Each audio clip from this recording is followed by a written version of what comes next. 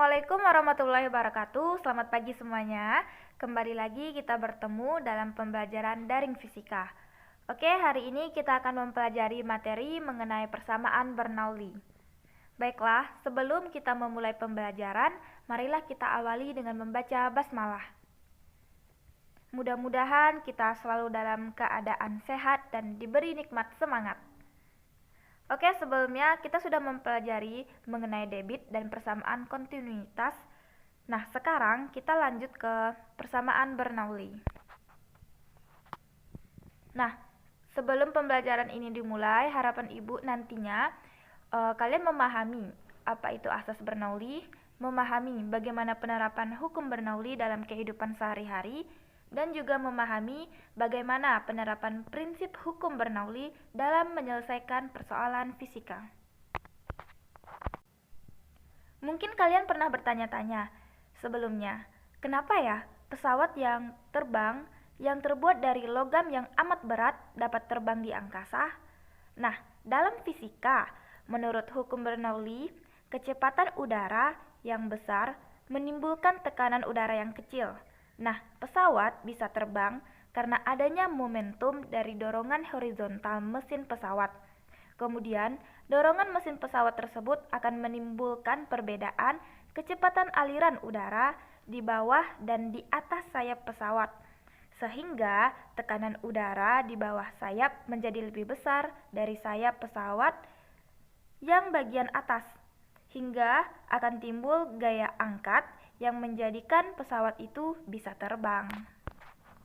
Hukum Bernoulli merupakan sebuah konsep dasar mekanika fluida yang disampaikan oleh ahli matematika yang dilahirkan di Groningen, Belanda pada tahun 1700 bernama Daniel Bernoulli.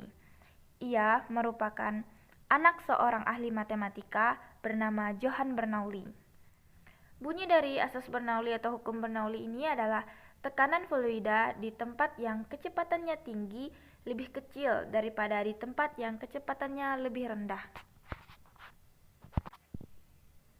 Perhatikan gambar, fluida mengalir pada pipa dari ujung ke satu ke ujung kedua, di mana V1 ini adalah kecepatan pada ujung 1, V2 adalah kecepatan pada ujung 2, H1 adalah ketinggian ujung 1, dan H2 adalah ketinggian di ujung 2. Hukum Bernoulli mengatakan jumlah dari tekanan P, energi kinetik satuan volume 1/2 pp kuadrat, dan energi potensial persatuan waktu volume VGH memiliki nilai yang sama pada setiap titik sepanjang satu garis, di mana persamaannya yaitu P tekanan fluida plus 1/2 rho P kecepatan fluida mengalir kuadrat plus PGH sama dengan tetap atau konstan. Jadi karena tetap atau konstan, P1-nya sama dengan P2-nya dan seterusnya karena nilainya tetap atau konstan. Penerapan dari asas Bernoulli yang pertama ada venturimeter, di mana venturimeter merupakan suatu alat yang dipasang di dalam suatu pipa aliran untuk mengukur kelajuan cairan. Gambarnya bisa dilihat seperti di samping, rumusnya juga. Next, tabung pitot. Tabung pitot adalah alat yang digunakan untuk mengukur kelajuan aliran suatu gas di dalam sebuah pipa. Gambarnya bisa dilihat seperti di samping. Gambarnya ini adalah gambar tabung pitot dan rumusnya V seperti di bawah ini.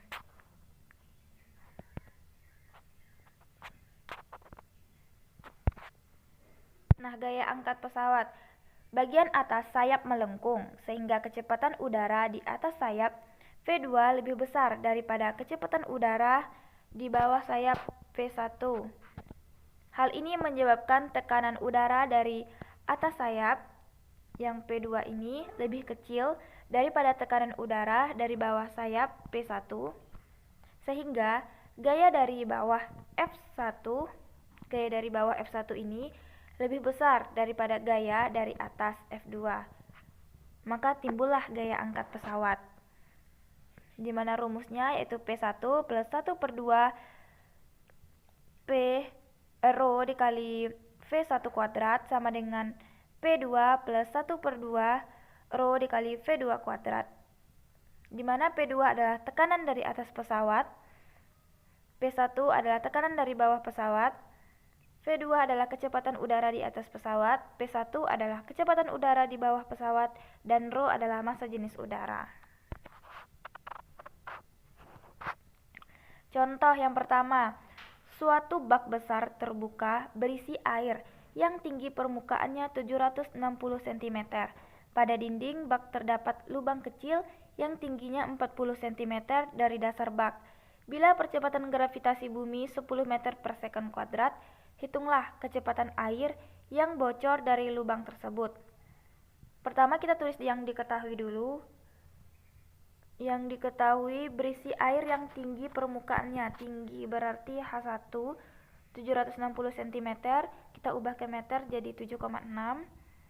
Pada dinding bak terdapat lubang kecil yang tingginya berarti itu H2, tinggi kedua yaitu 40 cm, kita ubah ke meter jadi 0,4 meter. Bila percepatan gravitasi berarti G-nya 10 meter per second kuadrat, hitunglah kecepatan air yang bocor dari lubang tersebut. Berarti yang ditanyakan itu adalah V2. Penyelesaiannya, rumus P2 sama dengan 2 dikali G dikali H.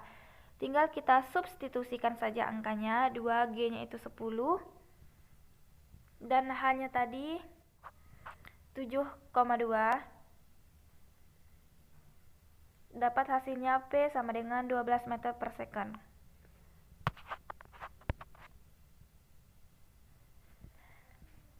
Pada pesawat, contoh kedua, pada pesawat, model kecepatan udara di bagian atas 50 meter per second dan kecepatan di bagian bawah 40 meter per second. Jika massa jenis udara 1,2 kg per meter kubik, tekanan udara bagian atas pesawat 103.000 Pascal, berapakah tekanan udara dari bawah sayap?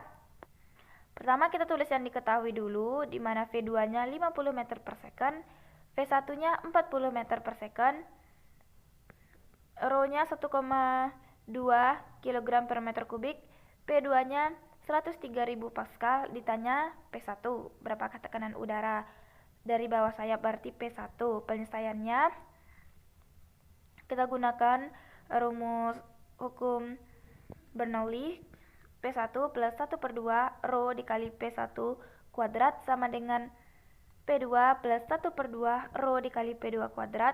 Tinggal substitusikan angkanya, 103.540.000 Pascal.